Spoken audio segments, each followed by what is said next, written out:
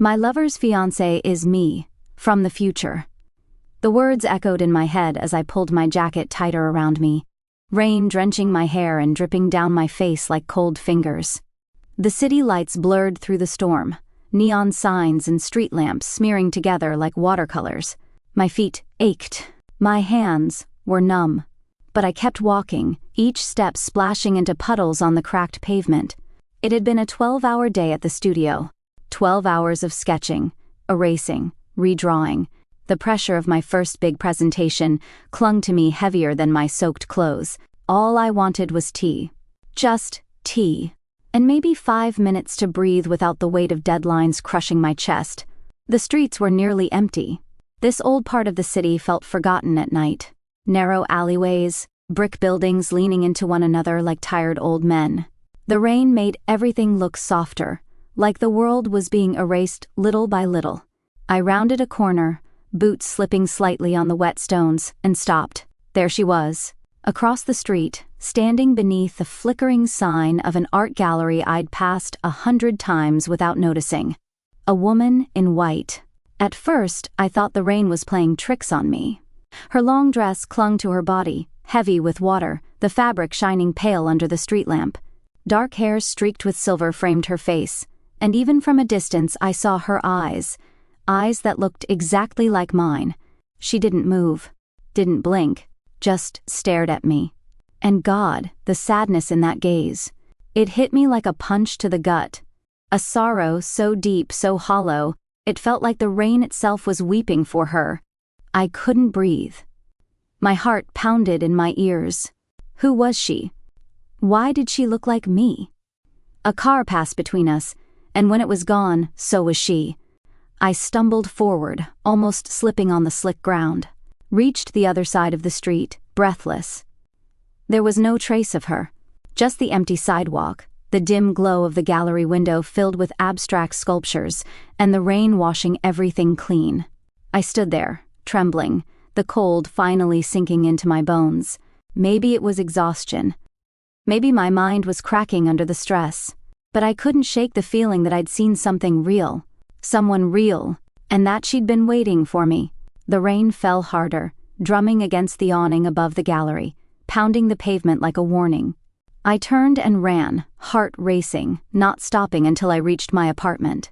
But even safe inside, with tea in hand and a blanket wrapped around me, I couldn't forget the woman in white. Her eyes haunted me.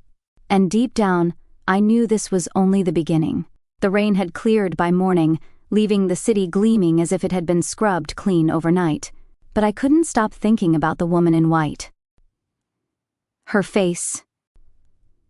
My face. I shook it off, blaming exhaustion. Tonight wasn't about ghosts or strange visions. Tonight was about proving myself. I adjusted the hem of my black dress, simple but elegant, and stared at my reflection in the elevator's mirrored walls. My first big event as a designer, the charity gala hosted by Veil Architecture. It wasn't my name on the invitation, of course. I was just a junior designer, working for a firm that had been lucky enough to land a small piece of the event's decor contract. Still, I'd designed part of the installation near the entrance. It was something. The restaurant was breathtaking. Floor-to-ceiling windows overlooked the river, where city lights rippled on the dark water. Crystal chandeliers cast soft rainbows across polished marble floors. Waiters moved like dancers between tables, balancing trays of champagne and hors d'oeuvres. And there I was, trying not to trip over my own feet as I wove between guests to check the floral centerpiece I'd helped create. A delicate structure of silver branches and pale blue blooms. But something was wrong. One of the branches had snapped, probably bumped by a guest's elbow. It threw off the balance of the whole piece. Panic prickled at the back of my neck. No one else seemed to notice, but I did. And if the event's organizers saw it, or worse, the Veil team, I didn't think. I just acted. I slipped past the waitstaff, knelt beside the arrangement, and gently began to adjust the broken piece, fingers trembling. "Excuse me," a low voice said behind me, warm and amused. "I don't think you're on the catering staff." I froze. Then, slowly, I turned my head. He stood a few feet away, hands in the pockets of his tailored suit. His dark hair fell just slightly into his eyes that were kind, but tired, like he hadn't had a full night's sleep in months. Elior Vale. I'd seen his photo in articles, on the firm's website, but in person, he wasn't the polished executive I'd imagined. There was something softer about him, something that made my heart skip, just for a second. I started, then stopped, realizing how ridiculous I must look, crouched on the floor in front of his guests. "I'm sorry," I said quickly, straightening up. "One of the branches broke. I thought it would be better to fix it before someone else noticed." His gaze flicked to the arrangement, then back to me. "You work for Delon Designs, don't you?" I blinked, surprised. "Yes." "You're Sera Lee." My heart did that skipping thing again. "How do you know that?" He smiled. "Just a little. I pay attention. You're the one who came up with the entryway installation. The light sculpture." My cheeks heated. "It was a team effort." "Maybe. But I saw the original sketch. That was yours, wasn't it?" I hesitated, then nodded. "I thought so," he said. His smile grew, and for a moment, the tiredness lifted from his face. "It's beautiful work." Before I could reply, someone approached, a man about Elior's age, with sharp features and a mischievous glint in his eye. "Elior," he said, clapping him on the shoulder. "Don't tell me you're dragging staff into conversation to avoid your adoring public." Elior chuckled. "Sera, this is Damien Hahn, my oldest friend and constant source of trouble." Damien gave me a quick, charming nod. "Pleasure. Though I hope you're not joining the ranks of women trying to steal him away. He's already spoken for, It was a joke, I could tell by his tone, but something in Elior's expression shifted. His smile didn't quite reach his eyes this time. "Damien," he said lightly, but there was a note of warning there. "Oh, come on," Damien said, grinning. "You're practically a ghost groom at this point. Might as well tell people she's imaginary." Elior didn't answer. Instead, he turned back to me.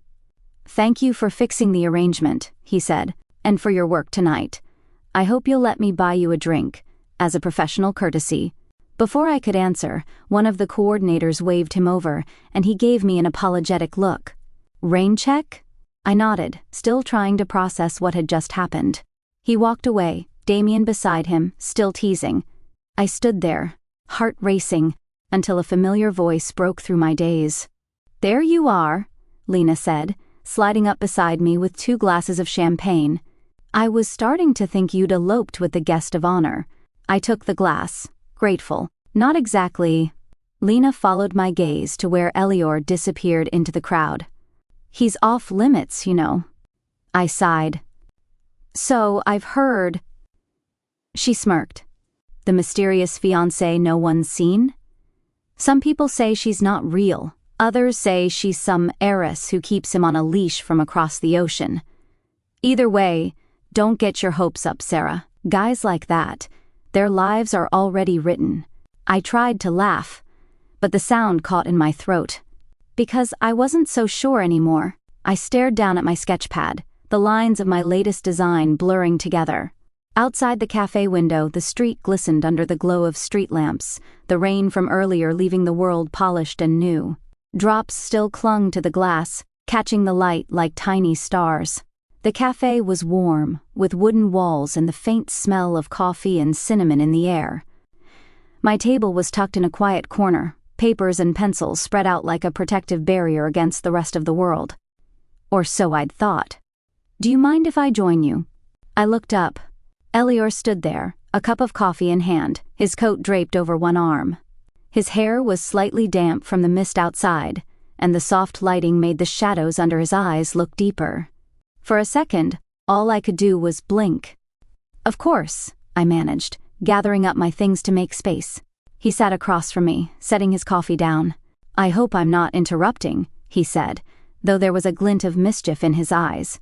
"Just sketching," I said. My voice sounded steadier than I felt. His gaze dropped to the pad. "May I?" I hesitated, then turned it so he could see. It was a rough concept for an art center, sweeping curves, glass and steel, open spaces that invited light and air. "It's beautiful," he said quietly.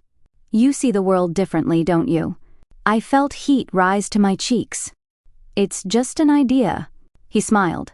"The best things always start that way." I didn't know what to say. His words weren't just polite praise. There was a sincerity that made my heart beat faster. "Actually," he continued, leaning back, "that's why I wanted to talk to you." My breath caught. Our firm's been planning a new art center. Nothing set in stone yet, just concepts, discussions.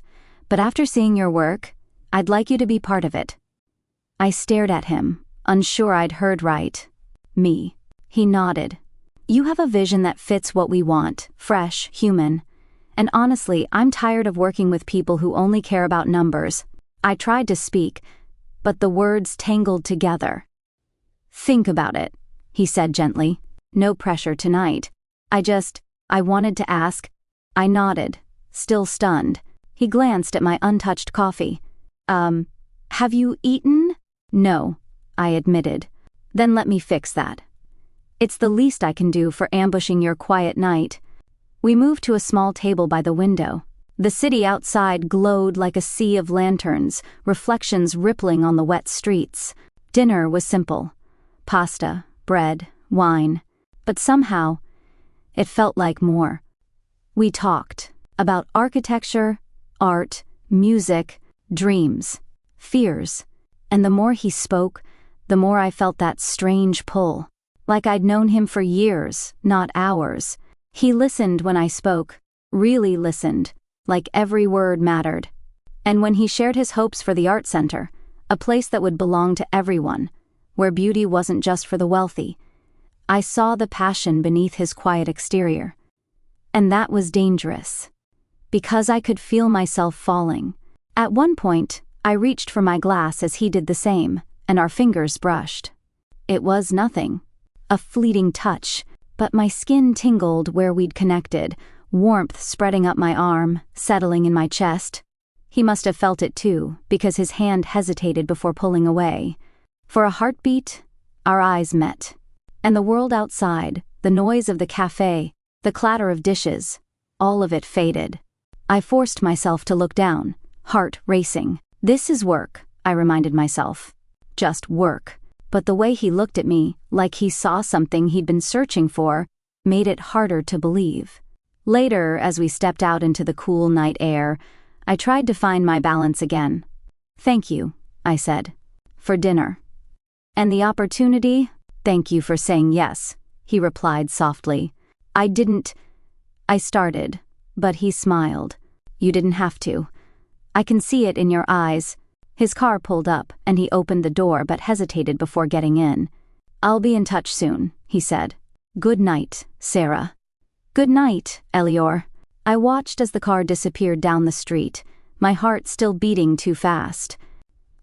The next day, Lena cornered me before I even made it to my desk. "So," she said, arms crossed, smirking. "What was that I saw last night? Dinner with Mr. Architect himself?" "It wasn't like that," I protested. "Oh no?" "Because from where I was sitting, it looked exactly like that." I sighed. "It was work, Lena. He offered me a project." Her smile softened, but her eyes stayed sharp. "Just be careful, okay? He's not just some guy. He's tangled up in things we don't see." "I know," I said. But part of me wasn't sure I really did. Because every time I thought about him, about that touch, that look, I felt like I was being pulled deeper into something I couldn't control. My studio was silent, except for the faint hum of the city beyond the window. The moonlight spilled across my desk, silvering the edges of my sketches, making the lines look softer, dreamlike. But I wasn't dreaming. I couldn't. I stared at the paper in front of me, a concept for the art center's main hall. But the shapes blurred together. My hand trembled when I tried to pick up my pencil. Because all I could see was his face, the way Elior had looked at me last night. The way his fingers had lingered for that heartbeat longer than they should have. And worse, the way I'd wanted him to. I shoved the sketch aside and leaned back, rubbing my hands over my face. "Get it together, Sera." But even as I tried to calm myself, my phone buzzed. A message from Damien. "Got some files I promised to send over. Take a look before our meeting." Attached was a folder. Draft plans, notes, and a photo. I clicked without thinking, and froze. The image filled the screen. Elior, standing at some formal event, his arm around a woman. Her face. My face. Older, sharper, the lines of her jaw more defined, her hair swept back with silver at the temples. Her eyes. Tired. Guarded. I couldn't breathe. The room seemed to tilt. I remembered the woman in white, standing beneath the gallery's light, rain pouring around her. No, it can't be.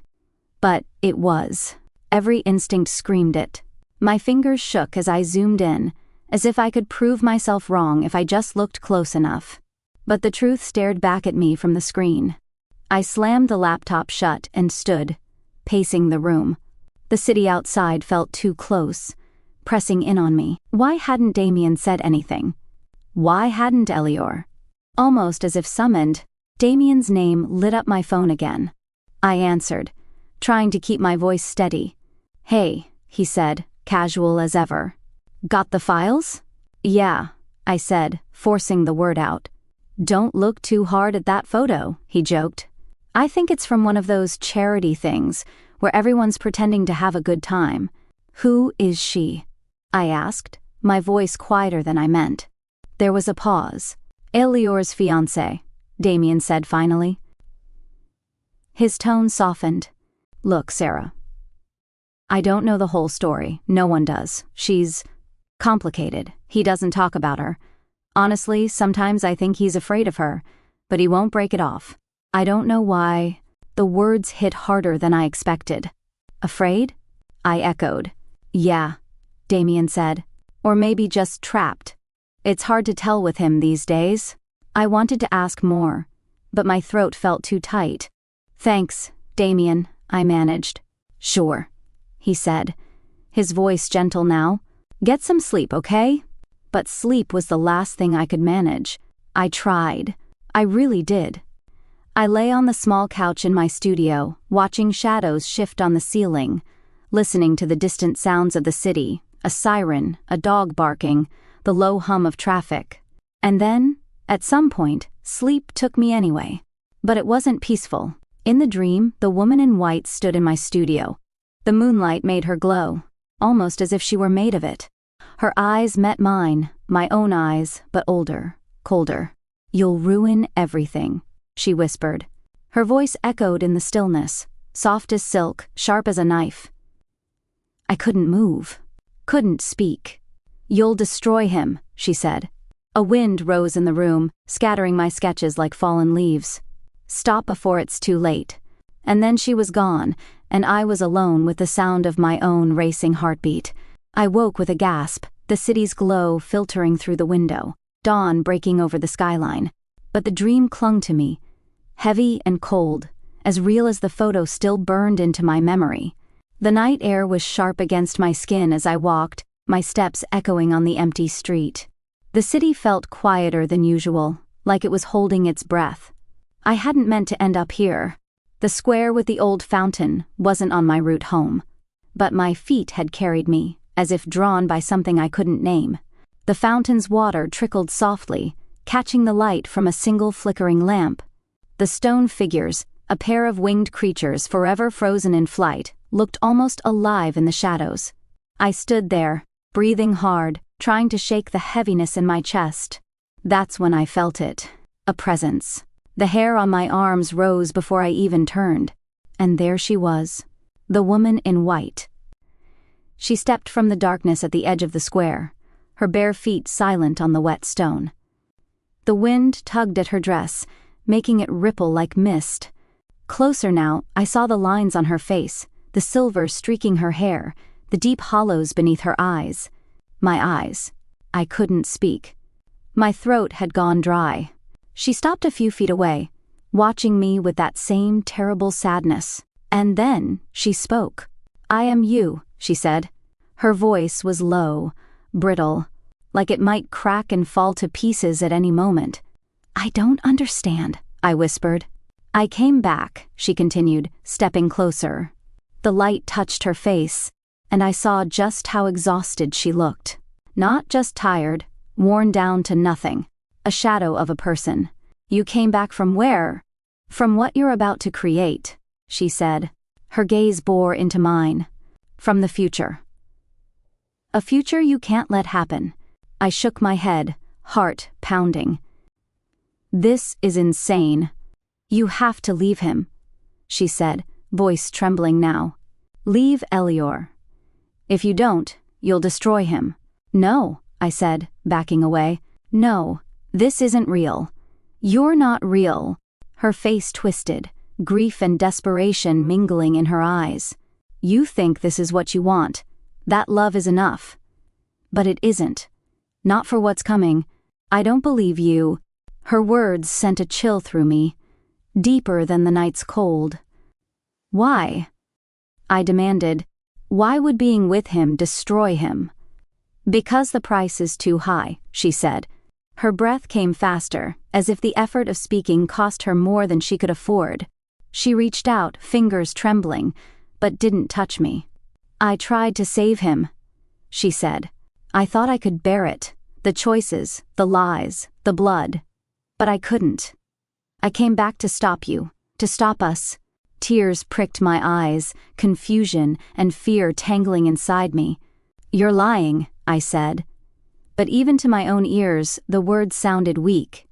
Her gaze softened, and for a moment I saw something else. Not just the sorrow, but the love underneath it. The love that had driven her here, across whatever impossible distance separated us. "Please," she whispered. "Run. Before it's too late." The wind rose suddenly, carrying her words away. Her dress billowed around her like smoke. And then, as I blinked, she was gone. I stared at the spot where she'd stood, heart thundering in my chest. Something caught my eye, a trail of dark spots on the stone, glistening in the lamp's glow. Blood. A chain of drops leading into the shadows, as if she'd left part of herself behind. I stood there, frozen, until the fountain's soft trickle was the only sound left in the square. And then I turned and ran, the night swallowing my footsteps, the weight of her warning heavy on my soul. My studio was a disaster. Sketches littered every surface, the desk, the floor, even the back of the worn leather couch. Pencil shavings dusted the corners like fallen ash. Crumpled paper overflowed the trash bin. I sat cross-legged on the floor, surrounded by half-finished drawings, trying to lose myself in lines and shapes. If I focused hard enough, maybe the weight in my chest would lift. Maybe the memory of that night, the woman in white, her voice like breaking glass, would fade. But it didn't. Every curve I drew turned into the sweep of her dress. Every shadow became the hollow of her eyes. I slammed the pencil down and buried my face in my hands. A knock at the door. I didn't move. I didn't want company, but the knock came again, softer this time. "Sera?" His voice. I closed my eyes, fighting the rush of emotion. When I opened the door, Elior stood there, the city's glow behind him. His hair was damp from the misting rain, his expression uncertain. "I'm sorry," he said. "I shouldn't have come. I didn't know where else to go." I stepped aside without a word, letting him in.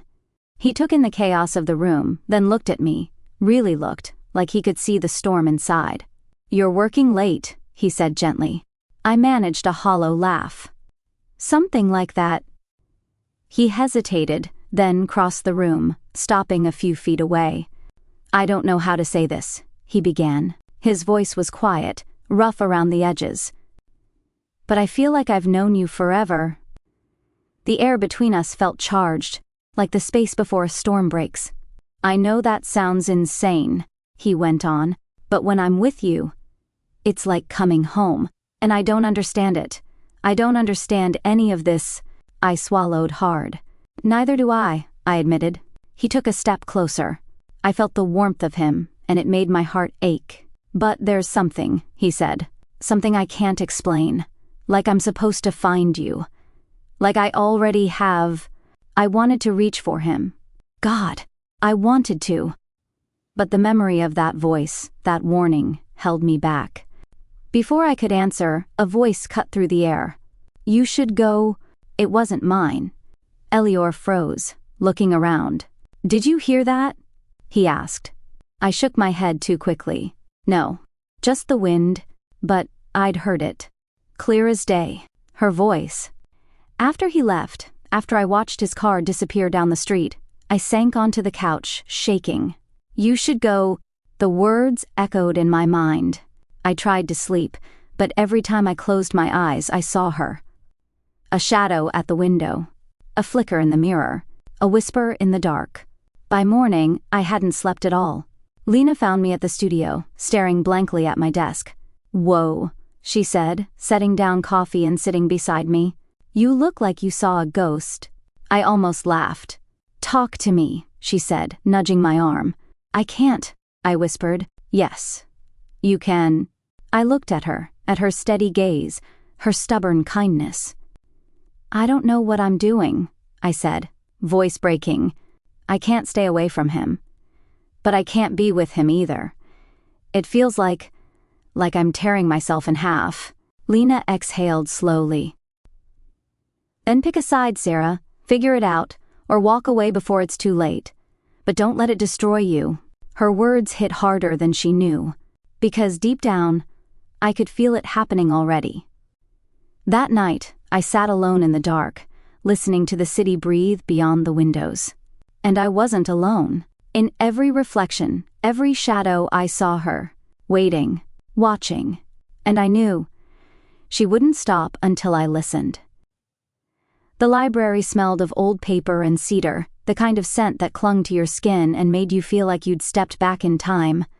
I stood just inside the door, unsure if I'd made a mistake coming here. Elior had invited me, casually, during one of our stolen conversations. Come see the house sometime, he'd said. I don't think either of us thought I actually would. But tonight, the weight of the unanswered questions, the visions, the warnings, it had become too much. I needed to understand. Damien was the one who found me wandering the hall. Sera? He said, surprised. I managed a small, embarrassed smile. I'm sorry. I shouldn't have. Don't be ridiculous, he said, waving me inside. If you're looking for Elior, he stepped out. But you can wait here. He won't be long. I hesitated, but then stepped into the room. The fire in the hearth threw flickering light across the rows of books, the high ceilings, the dark wood paneling. Damien poured 2 glasses of something amber and handed one to me. You look like you've seen a ghost, he said lightly. If only you knew. I guess I don't understand him, I admitted. Damien's smile faded. He sank into one of the leather chairs, studying me over the rim of his glass. None of us do, not really, he said quietly. I sat across from him, the glass cool in my hands. Why doesn't he leave her? I asked before I could stop myself. Why stay in something that's wrong? Damien finished. He looked into the fire. He's tried. God, Sera, you have no idea how many times. But it's not that simple. Why not? Because it's not just about him. Or even about her. He paused. The Veils built this city in 100 small ways. Their name is woven into everything. Charities, schools, architecture. And that name? It's fragile. He's been raised his whole life to protect it. To protect everyone tied to it. I listened, heart sinking. He's afraid of what'll happen if he walks away, Damien said. Secrets have a way of surfacing. And there are things tied to that engagement. Things that could ruin more than just his family. Could ruin people who don't deserve it. I stared into the fire, the flames reflecting in my glass. Does he love her? Damien's gaze softened. No. And that answer, that simple, quiet truth, hurt more than I expected. Later, long after Damien left me to wait alone, I wandered the library's maze of shelves. My fingers trailed over the spines of books, over dust and gold leaf, over history. And then, I wasn't alone. I felt her before I saw her. The air grew colder. The flicker of the fire seemed to dim. I turned, and there she was. The woman in white. Me. Her eyes were hollow, her face gaunt, but tonight there was something sharper in her gaze. Desperation. "Why are you here?" I whispered. She stepped closer, her voice dry as ash. "You have to understand. I tried to save him. I gave up everything for him." The room seemed to shrink around us, the shadows crowding close. "I thought I could bear it," she went on. "I thought I could carry the weight, make the choices he couldn't, protect him. But it cost me. It cost us." Her voice cracked. "What happened?" I asked, voice shaking. Her smile was bitter, broken. "I became the villain," she said. "In trying to save him, I lost myself. I lied, I manipulated, I did whatever it took. And in the end..." He looked at me like a stranger. Tears blurred my vision. "I don't want that," I said. "Then leave," she hissed. "Before you become me. Before you walk into the fire thinking you can control it." I shook my head. "There has to be another way." "There isn't." The room seemed to pulse with her pain, with mine. "I didn't come back just to protect him," she admitted. "I came back to protect myself, to stop this from happening again. I can't live it twice." The fire crackled, loud in the silence. And then she was gone, leaving me alone, with only the weight of her words and the cold that sank into my bones. The city was just beginning to wake as I stepped onto the rooftop of the unfinished art center. Pale light bled into the sky, soft pink and gold brushing the tops of buildings. Below, the streets were quiet, the world holding its breath between night and day.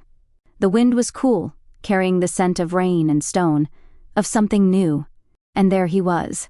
Elior stood near the edge, hands in his pockets, staring out at the horizon like he could see answers hidden in the rising sun. He turned when he heard my footsteps, his eyes tired but full of something else, something I couldn't name without my heart tightening. "Sera," he said, his voice low, as if speaking too loud might break the fragile peace of the dawn. I stopped a few feet away, unsure if I had the strength for this. But he came to me, closing the distance, and took my hands in his. His touch was warm, steadying. "I can't do this anymore," he said. "Pretend that I don't feel what I feel. Pretend that I can live without you." My breath caught. "I've tried," he went on, his voice raw. "I tried to be what everyone needed, to protect everything but myself. But I'm done." I shook my head, tears blurring the city. "Elior." "No," he said gently, lifting a hand to brush my cheek. "Listen to me. I love you. I don't know how or why, only that it's real, and I don't care what it costs. I'll leave it all behind if that's what it takes. The name, the legacy, everything." My heart ached with how much I wanted to believe him, but then she appeared. From the shadows of the rooftop's unfinished frame, the woman in white stepped forward. Me, older, weary, eyes full of fear. "Don't," she said, voice trembling. "Don't do this." Elior froze, glancing between us, confusion clouding his gaze. "You don't understand," she whispered, stepping closer. "You don't know what you're inviting in." Her hands reached for mine, but I stepped back. "I won't let you do this to him," she pleaded. "You think love is enough? It isn't.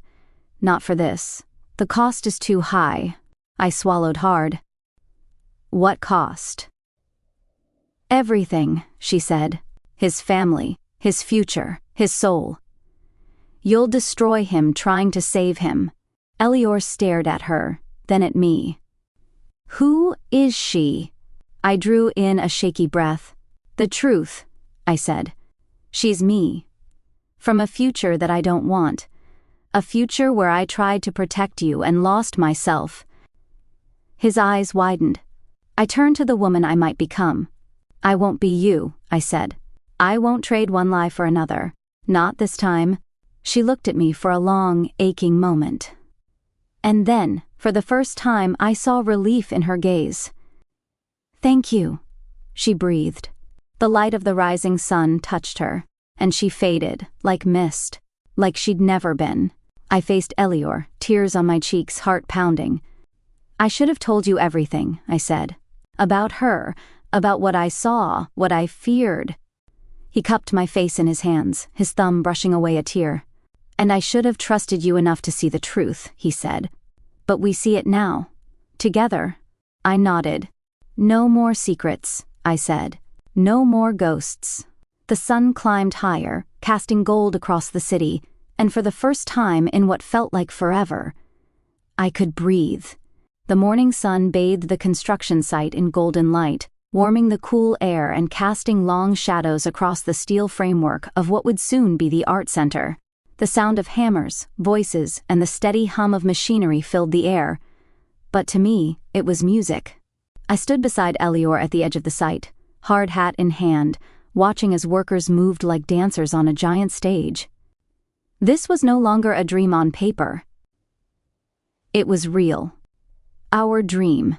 He glanced at me, his eyes soft, the weight that once haunted him finally lifted. "Feels different, doesn't it?" He said. "It does," I said quietly, "like we're finally where we're supposed to be." Lena appeared at my side, grinning as she handed me a coffee. "Well," she said, nudging my shoulder, "looks like you're not just a designer anymore, you're a future saver. Should I start calling you Sera the Time Warrior?" I laughed, the sound light and free in a way it hadn't been in what felt like forever. "Please don't," I said. "Oh, come on," she teased. "How many people can say they designed a building and rewrote destiny at the same time?" "Just the one, I hope," I said, shaking my head. But inside, I felt it too. The sense that somehow, we'd broken free of something dark, something that had been chasing us both. Elior led me into the site, where the first outlines of the main hall were beginning to take shape. "It's exactly what I pictured when you showed me that first sketch," he said, wonder in his voice. We paused by a table where blueprints were spread out, sunlight spilling across them. He reached for one corner as I reached for another. And for a moment our hands touched.